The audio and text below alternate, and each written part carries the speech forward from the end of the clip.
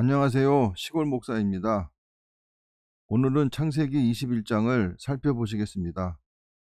21장에서는 하나님의 언약이 성취가 되어 아브라함에게서 이삭이 태어나는 장면과 이스마엘과 그의 어머니 하갈이 사라로부터 쫓겨나게 되는 장면을 보실 수 있겠습니다.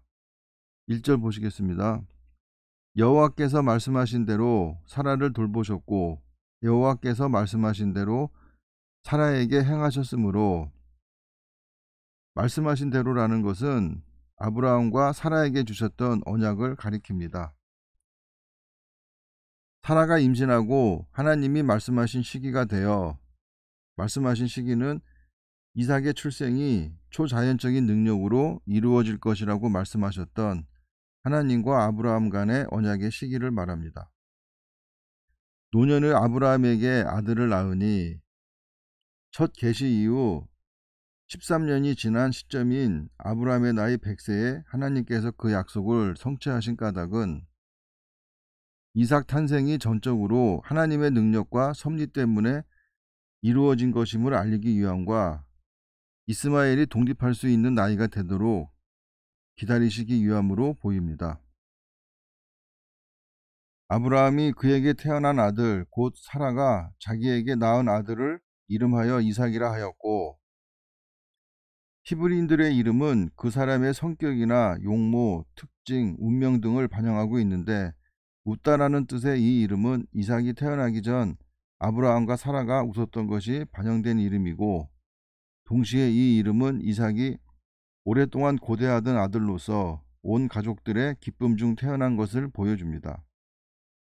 그 아들 이삭이 난지 8일 만에 그가 하나님의 명령하신 대로 할례를 행하였더라.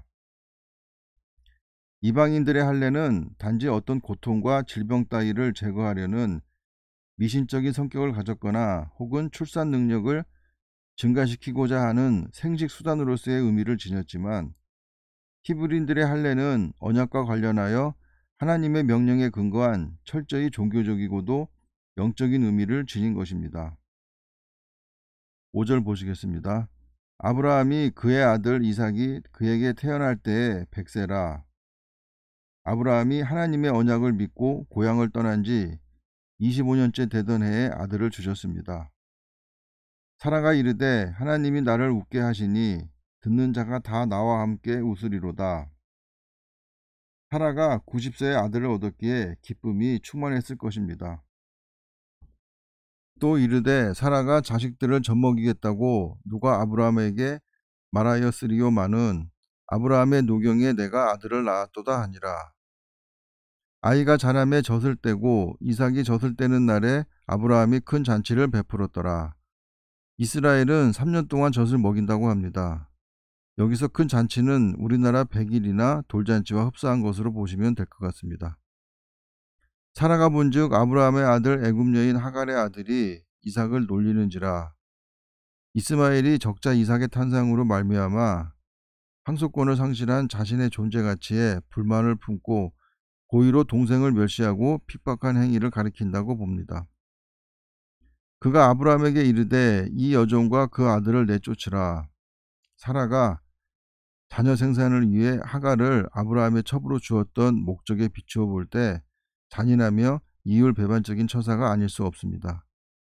이 종의 아들은 내 아들 이삭과 함께 기업을 얻지 못하리라 하므로 아브라함이 그의 아들로 말미암아 그 일이 매우 근심이 되었더니, 근심하는 이유는 이스마엘을 후계자로 삼으려 했던 부성애와 주인에게 자식을 낳아준 여종을 추방하지 못하는 고대 근동지방의 풍습 때문으로 보입니다.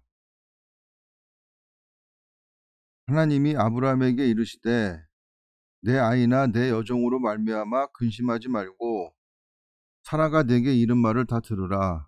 이삭에게서 나는 자라야 내 씨라 부를 것임이니라. 언약의 후손에 참여할 수 있는 범주를 이삭의 후손으로 제한하셨다는 거듭된 확약입니다. 그러나 여종의 아들도 내 씨니 내가 그로 한 민족을 이루게 하리라 하신지라. 후일 이스마엘에게서 12방백이 태어남으로써 실제로 성취가 되었습니다. 아브라함이 아침에 일찍이 일어나 떡과 물 한 가죽 부대를 가져다가, 떡과 물은 여행길을 떠나는 데 있어서 가장 필요한 기본적인 준비물입니다. 하갈의 어깨에 메어주고, 유다 남부 네게부에서 애굽까지 가는 길이 사막길이라 물이 필요할 것입니다. 그 아이를 데리고 가게 하니 하갈이 나가서 브엘세바 광야에서 방황하더니, 고향인 애굽을 떠난 지가 20년이 지났기에 길을 잃고 헤매는 것 같습니다. 가죽 부대에 물이 떨어진지라 그 자식을 광목 덤불 아래에 두고 이르되 아이가 죽는 것을 참아 보지 못하겠다 하고 화살 한바탕 거리 떨어져 마주 앉아 바라보며 소리내어 우니, 화살 한바탕 거리는 화살이 날아가는 거리로 300m 정도로 보시면 되겠습니다. 하나님이 그 어린아이의 소리를 들으셨으므로 하나님의 사자가 하늘에서부터 하갈을 불러 이르시되, 하나님의 사자는 창세기 16장 7절에 나타났던 여호와의 사자와 같은 존재로 보입니다. 하갈아, 무슨 일이냐? 두려워하지 말라. 하나님이 저기 있는 아이의 소리를 들으셨나니 일어나 아이를 일으켜 내 손으로 붙들라. 그가 큰 민족을 이루게 하리라 하시니라. 이스마엘이 장차 아라비아 족속의 원조가 됩니다. 하나님이 하갈의 눈을 밝히셨으므로 샘물을 보고 가서 가죽 부대에 물을 채워다가 그 아이에게 마시게 하였더라. 샘의 입구를 보통은 돌로 막아놓고 특수한 표시를 해놓았기에 하갈이 찾기가 힘들었을 것으로 보입니다. 하나님이 그 아이와 함께 계심에 그가 장성하여 광야에서 거주하며 활 쏘는 자가 되었더니,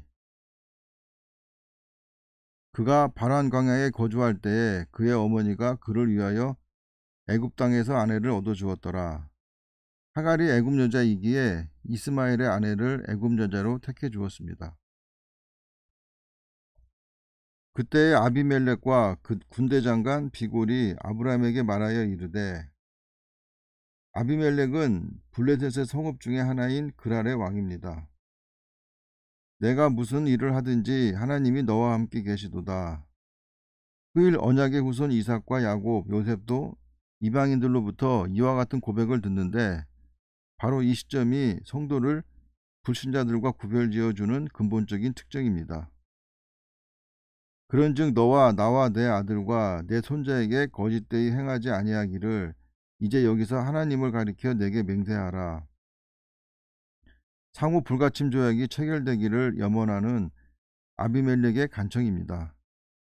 내가 내게 후대한 대로 아내 사라에 대한 아브라함의 거짓말로 인해 공경에 빠질 상황에서도 아비멜렉이 그에게 각종 예물과 거주지를 제공하였던 일을 말합니다.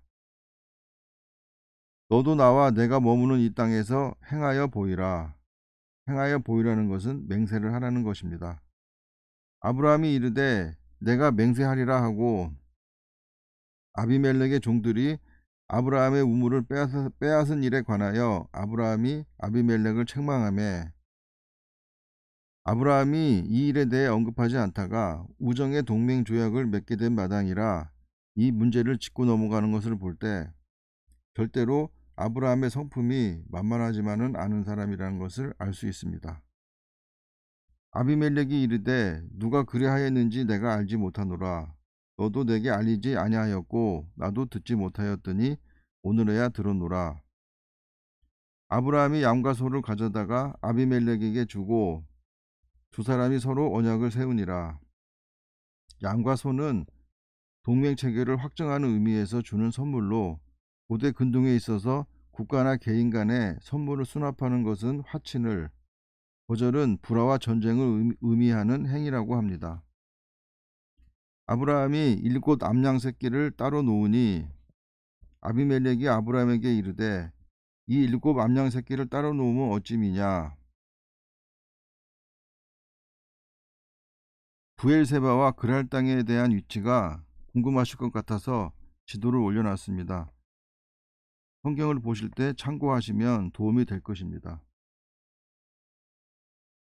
아브라함이 이르되 너는 내 손에서 이 암양 새끼 7을 받아 내가 이 우물을 판 증거를 삼으라 하고 7마리의 짐승을 아비멜렉에게 선물함으로써 자신의 우물 소유권에 대한 왕의 공식적인 인정을 받으려 한 것입니다.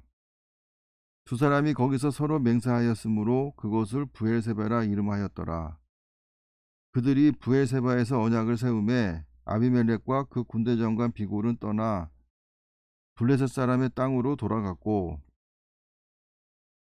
아브라함은 브엘세바에 에셀나무를 심고 단단하고 수명이 긴 나무를 심은 이유는 아비멜렉과 맺은 언약의 공고성과 지속성을 기원하기 위함으로 보입니다.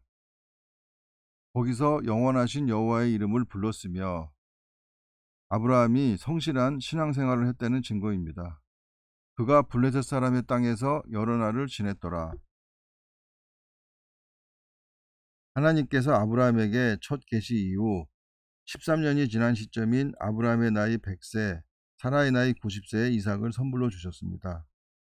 이삭이 태어날 때는 아브라함과 사라가 자식에 대한 기대를 전부 버렸던 시기일 것이기에 하나님께서 인간들에게 복을 주실 때가 인간이 가장 낮은 위치에 처했을 때임을 간과하지 말아야 할 것입니다. 창세기 21장을 통해 우리가 얻을 수 있는 교훈은 현재의 상황이 어렵고 힘에 부쳐 고통스러울 그때가 하나님의 복이 임할 시기라는 것입니다. 감사합니다.